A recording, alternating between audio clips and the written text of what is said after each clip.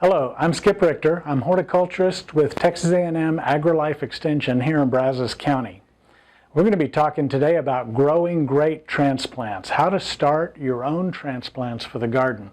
There's a number of reasons you might want to do that. One good reason is some of the best varieties, the newest varieties, just aren't available on your local seed rack. You can order the seeds mail order and then you can grow your own transplant. So maybe there's a new tomato you just have to have. Growing it yourself may be the best way to get started. It also gives you control over when those plants are available to plant, because you choose when you start the transplants, and by taking care of them, they're ready to go when it comes to be transplanting day. Well, all the catalogs have been arriving for a long time now, and if you're like me and you've been holed up inside for winter staring out at a dreary day, it's kind of nice to have a catalog to curl up to and start your gardening at least in your mind. You know, the most fruitful, bountiful gardens we ever create are in our minds before we even begin to plant. Gardening brings hope eternal, I guess, in the hearts of the gardener. But when you choose your catalogs and seeds, I want to mention first that you want to choose things that are locally adaptable. That would be species and varieties that are going to do well in your area. You can contact your county extension office for a list of locally available varieties. Some of the information on Aggie horticulture on various vegetable plants you might want to grow gives a list of good varieties that you can choose from. But selecting a good variety is important. And that's especially important here in Texas for something like tomatoes, for example. We have a narrow tomato window in the spring to grow our tomatoes. And so we have to wait until the last frost is pretty well done to get them in the ground.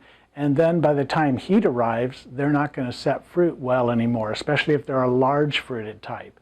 So that's a narrow window. So some of the famous varieties like Brandywine, that takes 80 days or so to reach harvest. That's just too long. You'll get a Brandywine or two and then they quit setting and that's kind of it. So you want to choose varieties that are for your area. That's really important to start that way. Also, you want to make sure that the seeds you're purchasing are viable.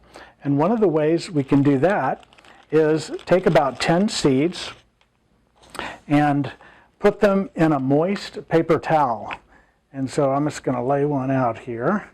And we're going to line up about 10 seeds in it. I'm not going to count them exactly right now, but you get the idea.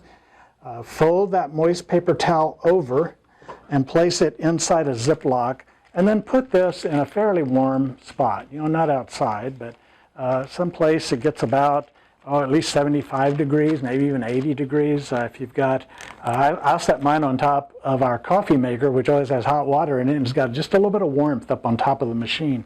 That works kind of well. And then check them every few days and see how long it takes to germinate.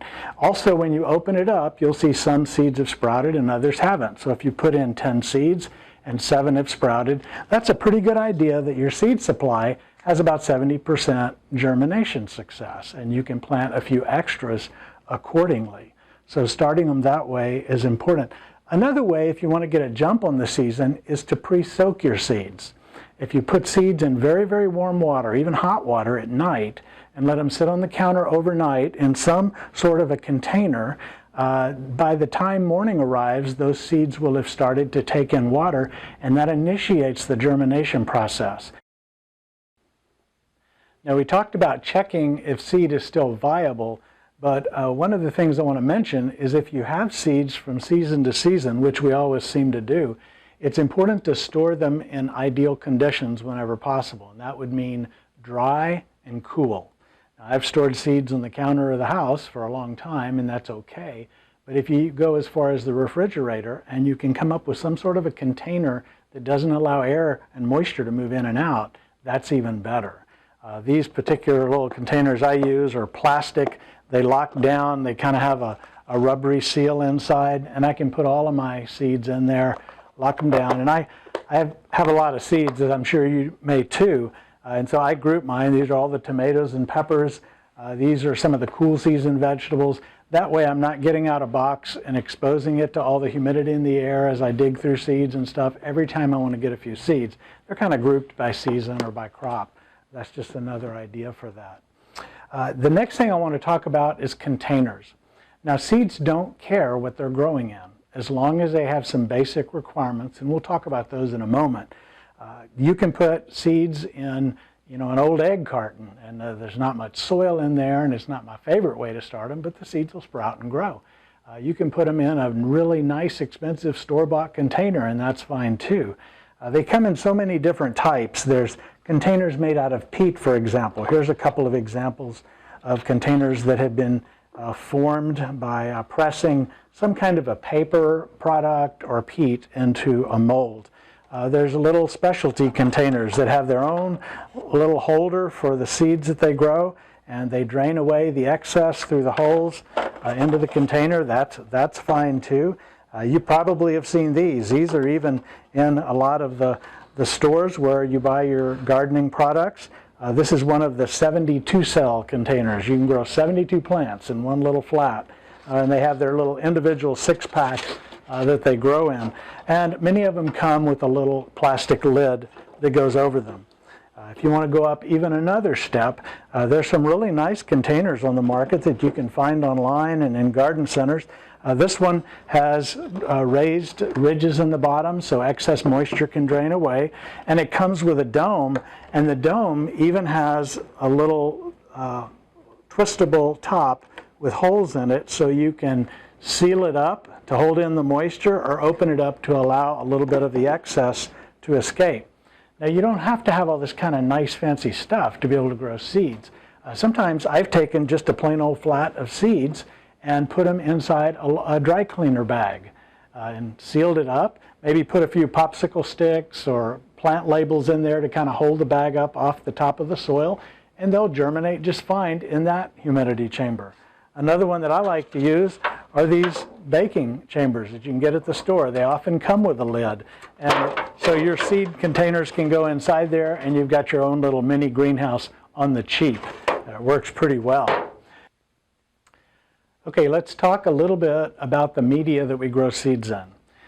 It's best to purchase a quality, sterile, disease-free, that is, media to start your seeds in. Now, media come in different types. There's very coarse materials like you might use for potting soil in a container, but there's also finely ground materials such as the seed starting mix. The nice thing about the finely ground is when you're planting little seeds, and a lot of the seeds we start as transplants are very small, they don't fall in between the larger chunks of something like potting soil, so you can get them at exactly the right depth. And also the small particles of a seed starting mix will press right up against that seed so that it can transfer moisture, and then as the root begins to grow, provide moisture and nutrients right to it. And so I like the seed starting mixes whenever we can use those. Now, you can use garden soil in small amounts, especially if it's a lighter type of soil, not just a heavy clay. You can use compost also in your soil, and you can even use old seed starting mix or old potting soil for larger seeds. But when you do those last three, you're bringing in diseases that could have been out in the garden or in a container that was sitting outside all of last year. So before you use those kinds of mixes, you want to make sure and pasteurize that soil. Now, the University of Pennsylvania has provided some information online that tells you how to pasteurize soil. Basically, you want to take moist media, let's say it's compost or garden soil or a mix of the two, and you want to, or old media, and you want to put it either in a shallow pan, no deeper than about 4 inches, but shallower is better because you want the heat to get to the center as quickly as you can. You want it to be moist so that it holds and transfers moisture, not dry and not soggy wet. You can put foil over the pan and punch a hole or two in the foil to allow extra air to escape, and also for a thermometer, and I'll talk about that in a second. Another way that I like to do it is to use a turkey bag, a baking bag like is made to go in the oven. Put the soil in that, again, lay it out on the rack of the oven or put it on a cookie sheet and punch a hole in it so that you have a place to put the thermometer in, just a small hole, and allow excess air to come out. Then you want to set the oven at the right temperature. 140 will kill a lot of fungi that might be pathogenic. You get to 160 and you're killing bacteria, and 180 is even killing weed seeds. And so I generally don't have a problem with weed seeds, so I go at about 160. You don't want to make it too hot, because if you burn that soil in the oven it will leave an earthy smell in the oven that somebody's got a lot of explaining to do. So you want to make sure, and don't go above 160, and having it in those containers also helps. You want to let the internal temperature reach about that 160 before you start counting. In other words, it's heating up, you're putting the thermometer in. By the way, that would be a candy thermometer or a meat thermometer. Get it right into the center of the mix, because that's going to be the last part to get as hot as you want it to be. And once it hits, let's say 160 is your target temp, then wait 30 minutes at that temp, and then you can turn off the oven, bring it out, and let it cool, and it will have done its job, and you can reuse that media if you like. It's just simpler to go with a general seed starting mix that's already put together, that's fine textured. But general mixes, whether it's potting soil or seed starting soil, have a mix of things like sphagnum peat moss, or coconut coir is another material that's used to hold moisture. And perlite, that's not the beer from San Antonio, that is the white material that's dug out of the ground and then heated very hot to expand it and create these little white rock-like things that are very porous. You find perlite in different sizes, but it's used to hold the mix open, to allow aeration and better drainage and so on. So those are what's typically in these kinds of seed starting mixes. Now, seed starting mix tends to be a little more expensive. So if you want to save a nickel here and there, you can do this. You can take a container and fill it about halfway with regular potting soil, something a little coarser, and then top it off with seed starting mix. That way you're using a little less. I mean, if you're going to do like 10 flats of things, you got a big garden, big yard, and growing a lot to give away, this may make the dollar go a little bit further. So it's just an idea for that. There's no problem with using seed starting in the whole thing. But that works pretty well. The next thing to talk about is how do you plant the seeds? How deep do you plant the seeds? This highly technical device, it's a piece of cardstock paper folded in half and trimmed off on the edges to a little point, is my seed starting mechanism. So here's how that works. I'll take some seed, and I'll use some that have been put a colorful coating on them to make them very visible. You place it in here, and if you got big fumbly fingers like me, it's kind of hard to plant individual seeds. But with this, you can just roll individual seeds using the end of your pencil. If you want to put one, or let's say you want to put two in each container, you can pretty quickly plant seeds exactly where you want them. I don't know if you're like me, but sometimes I plant seeds and they come up all over the place, and there's a whole clump of them here and not many in the next cell. So that's just a technique for doing that. Another thing that you would maybe want to be able to do right is to plant them at the right depth. Now, a seed should be about 3 to 4 times its width deep. So these little seeds are smaller than a BB, and I'll just use my pencil eraser to press them down just a little bit in the soil and cover them up with just about the right amount of soil so that they are able to stay moist and to come up at the right time. Now, most seed do best if you bury them. Some have to be buried. They do not want light. Some of them don't care. They can have light or darkness. But others need to be on the surface. Now, that would be true with carrots, for example, and lettuce, especially lettuce. They like to be on the surface where they can get light, especially the red wavelength of light. And so if you bury them, they're not likely to germinate and come up. So those you would just sprinkle on the surface. Now, once you've planted your seed, you want to make sure and moisten it. And something that I will mention, I'll go back to the seed starting mix, is you always want to use moist mix. So pre-moisten it a day ahead of time, get some moisture in there, get it soaking in, because it takes forever. It's like a dry sponge. You put a drop of water on it and the water just sits there. But when the sponge is moist, it just pulls it right in really fast. So I have a little device here. It's called a bottle cap waterer, and it fits on 2-liter bottles and drinking water bottles, these Coke and Topo Chico, whatever you have. It makes a nice little watering device. But take a look as I sprinkle this water onto the surface. See how it just sits there on top?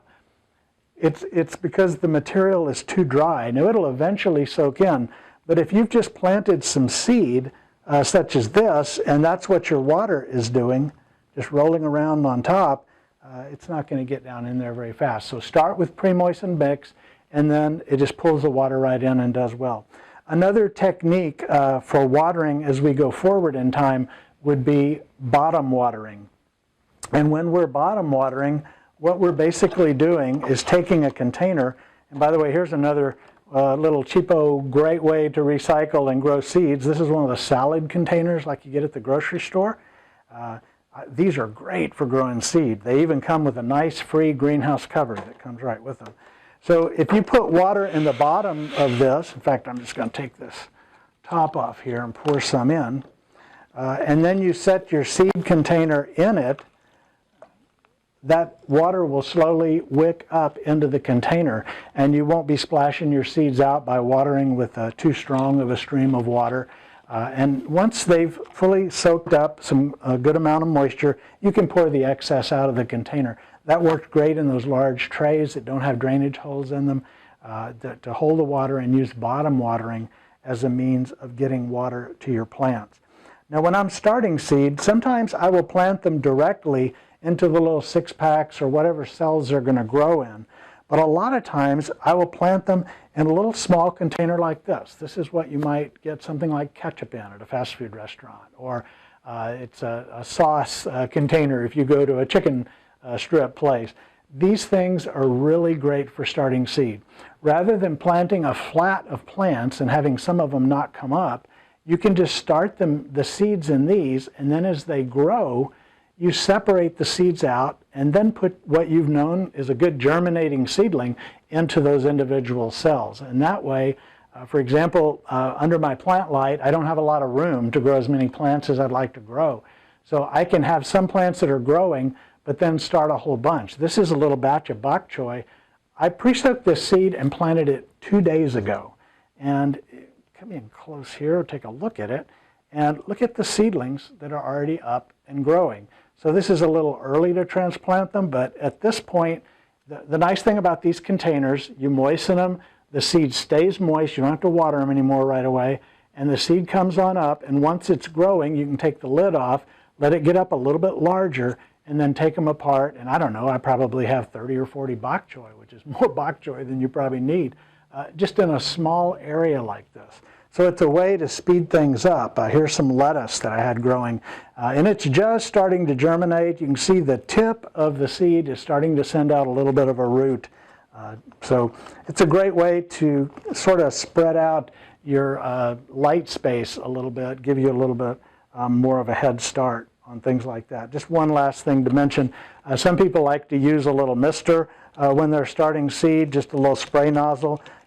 The thing is, with little tiny seed like that lettuce seed, if you do a blast of water, you're just going to knock them off into the next cell or blow them off to the corner of the cell. So just some things to keep in mind.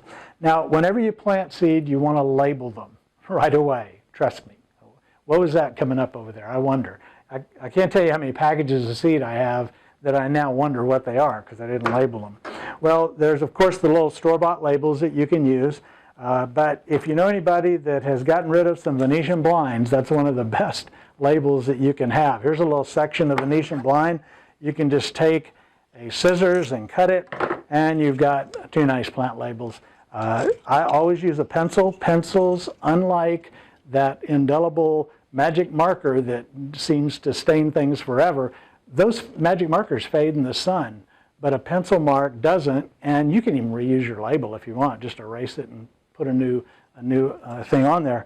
But put your labels in that tells what you planted, because you want to remember. I put this is Swiss chard, and this is the variety Bright Lights, and it was planted on let's say February the 20th, and so you have that record as you go forward. You won't have any trouble knowing exactly what you planted. There's a lot of great containers that you can use like this. In fact, I basically choose my restaurants and grocery stores based on the kind of containers I can get out of the deal. But there's all kinds of ways. Here's another one. This one has a nice hinge lid for planting. So those who go out to eat with you will kind of get tired of hearing, you know what, I could use that for, anyway, welcome to gardening. I want to show you one other way to make containers that are recycled and very easy to make, and that is by using paper to make pots. You may have seen pots like this little paper pot used before. they work really well. One thing to note about paper is you want to take the newspaper and tear it in the right direction. If you try to tear paper sideways across the page, notice how it tears. It doesn't tear straight at all. But if you tear paper lengthwise, like this, it tears a perfectly straight line. So you just want to grab a paper. You can use any part of the paper you want. Here's a gardening article I wrote. That might add a little too much nitrogen to the seedlings, but we're not going to worry about that right now. But what you want to do is choose the size of pot you want to make. So that would be, here's a large bottle with supplement container. Here is looks like an old seasoning bottle. And just something like Baker's nonstick. I also like Pledge and those kind of bottles because the bottom ring is recessed. So when you go slide the paper off, it comes out very easily. If you use like a soup can, this ring stands out and it's a little harder to get it off of there. But you decide what size container you want. So we're going to choose this size right here. Then you want to take the paper and you want to tear a strip so that let's do it this way, so that your pot is as high as you want it to be, and there's enough room for the paper to fold at least 2/3 of the way across the bottom, if not all the way. So we're going to go with that right there. And I'll just choose to make a smaller pot like this. Lay it on the table and roll it up. And then fold the bottom over like so. Kind of press it in. I like that recessed bottom for that reason. And this slides right off of the container, and you've got your instant paper pot, and it doesn't unwind. It just stays like that, and you fill it with soil.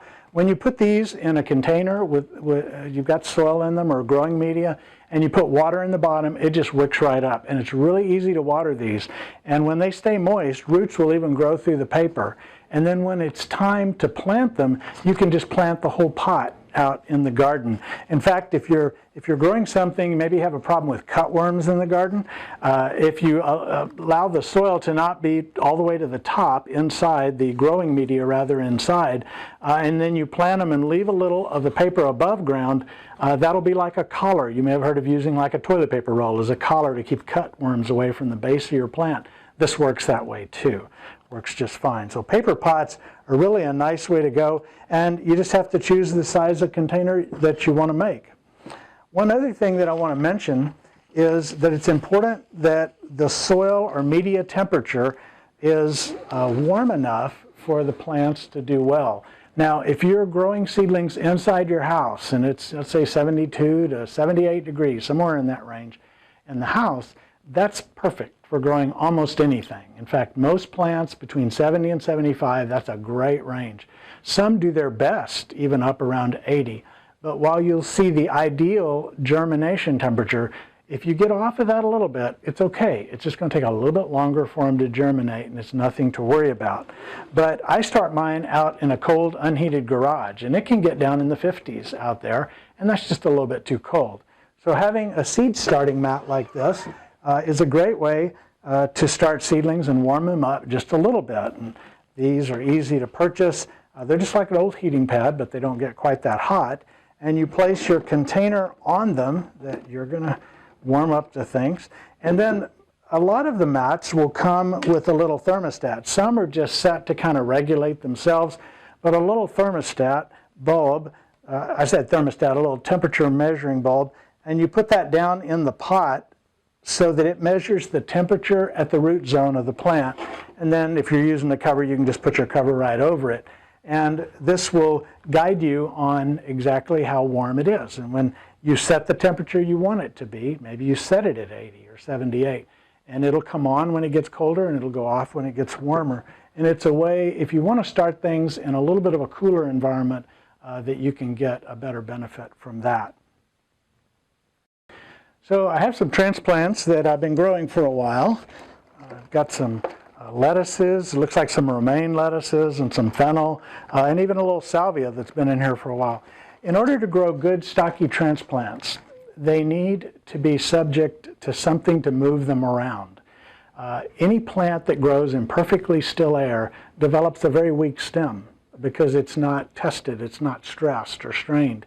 That's true of a tree out in the yard. If you stake a tree just to the stake real tightly and don't allow it to move in the wind, those tissues that develop strength don't develop in that trunk.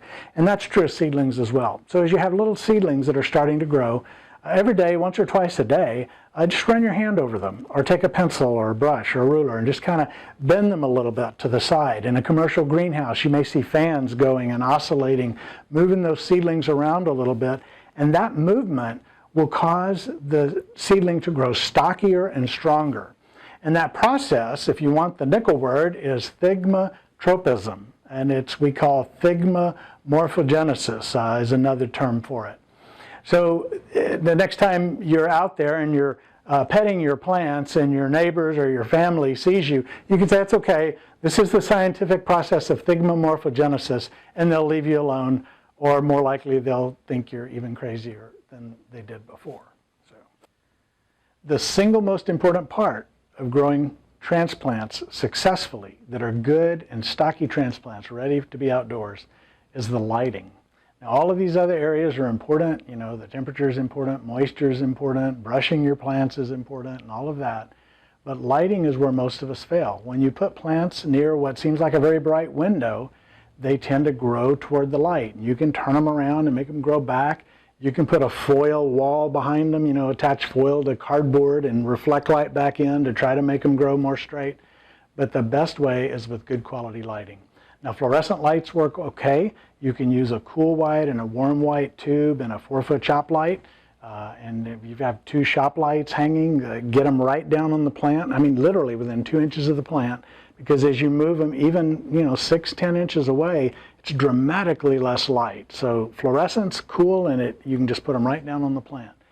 If you want to take a step further, you can go to various types of LED. This is an LED fixture. It's got a number of different rows of LED cells here that are diodes that will provide light. This particular one has 2 levels, one where part of the lights are on, and then you can turn one where the outside lights are on. But this will produce a lot of light, and because they're so bright, they can be higher up, which means as the light goes out, you have a larger area on your table or floor where you can set your plants and still have good lighting. Also, you'll notice LEDs that are in just the red and blue range, and that's one like this. The 2 most important colors for plants are red and blue in the rainbow of spectrums that we see as white light. So the red is most important for flowering and fruiting and for things like lettuce coming up on the surface. The blue is primarily for vegetative growth so that your plants grow and do well. It doesn't matter which kind of light you have, you need good intensity, and you need it to be in the range, the wavelengths that plants need. You need to run seedling lights about 14 to 16 hours a day. That gives them a good long growing day, but then also some dark period, which is very important. Don't run them all the time. I use a timer on my lights so that I don't have to worry about it. It turns them on and off. There's all kinds of light stands out there. I just make mine out of PVC. This is 1-inch PVC on a pretty sturdy stand, way sturdier than it needs for this light. This is a little 1/2-inch PVC stand that I use. Sometimes going in and doing programs in schools, we'll take this in because it's easy to handle, get in and out. I don't glue the PVC so that when I'm done for the year, I can just fold it up and set it in a corner of the garage, and it stores really well. Sometimes you have to push on the joints a little bit to make sure, like that they attach. But once you press them in, it's just like playing with Tinker Toys. It works really well. Well, hopefully today you've learned a lot of things about growing transplants, and I encourage you to get out there and give it a try. Whether you just have one little Dixie cup on the counter and you're starting your first tomato plant, or whether you really go into it all the way, and by the way, it is addictive. You grow some plants, you enjoy that, it starts gardening early, and whether you're growing for the spring season while it's still too cold to plant, or whether you start that broccoli crop for fall in the summer, so you have nice healthy plants to go out and plant in the garden, either way works great.